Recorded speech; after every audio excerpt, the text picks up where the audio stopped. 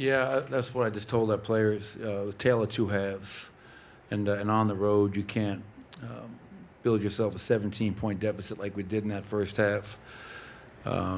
So first half they didn't feel us. They got whatever they wanted. We turned it over, fueled their break. They got off from the three-point line. I just felt in the second half our energy and effort was just at a much higher level. You know, I mean, I was noticeable. You know, it was like a tale of two halves. And my main theme of this game is we cannot build ourselves a hole like that, knowing we're going to get the best of everybody. You know, everybody wants to beat the defending champions. And so whether it's Detroit, Cleveland, obviously, Orlando, Houston on this road trip, and the rest of the year, like, we cannot allow a team to outwork us to start a game and get behind by 17. Trailed by as many as 20 in the second half. Obviously, I think we cut it to 1 with around 3 minutes to go. Joker has a in the paint, sealed turnover. They go on an 8-0 run. But our guys kept on fighting. I really applauded the effort in the second half. I just want that to be closer to 48 minutes if possible.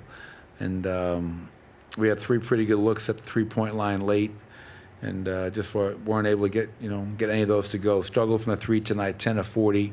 Well, they were 12 for 22, so that was also a big part of tonight's game, is their ability to make threes and the fact that we struggled. Michael, your team has attempted 10, 14, and 12 free throws in the 3 losses. Is that sort of just a lack of assertiveness in some of these road games, as you see it?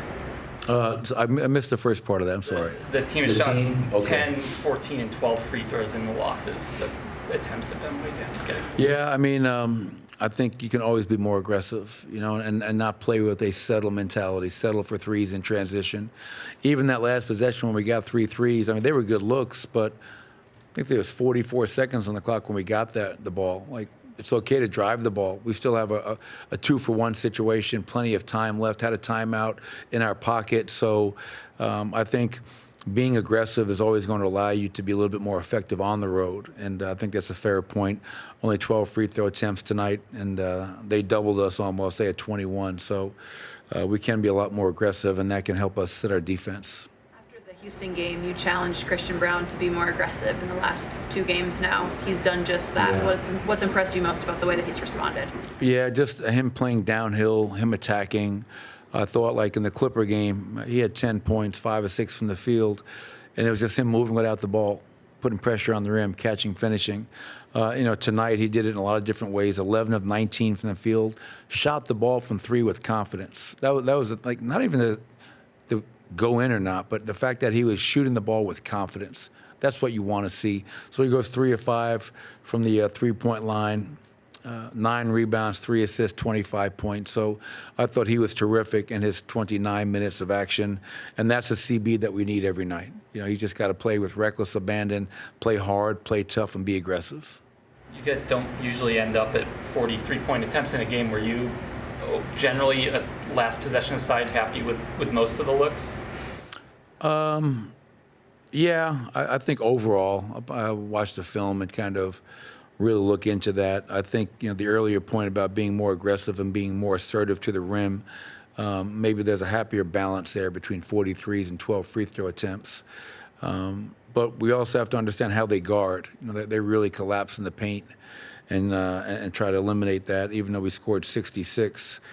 So sometimes you have to take what they give you, but the most aggressive team usually wins, and they were more aggressive for most of that game, and they wound up winning the game. One more question. When you break this down for coaches, you get ready for Cleveland coming up on Sunday, do you show X percentage of bad or lack of effort to 8 or 10 minutes of good effort? How do you break that down and balance that to get ready for the next opponent? Yeah, I think there's definitely lots to clean up. One of our general rules is that we don't leave strong side shooters. We did that 3 times tonight.